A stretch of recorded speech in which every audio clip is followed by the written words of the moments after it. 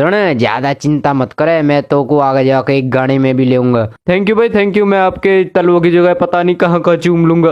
अरे इतना ज्यादा पर्सली भी मत जा। हाँ चल फोन काट, मैं भी प्लेग्राउंड की स्क्रिप्ट लिख लूं, कल कोर्ट भी जाना और मुझे। अरे एलविश भाई के आगे कोई बोल सकता है क्या? रे चुप हो जा रे, कैरी 2 रेप्टे लगाई हुई यहाँ में। बच्चे तेरी माँ की चूत।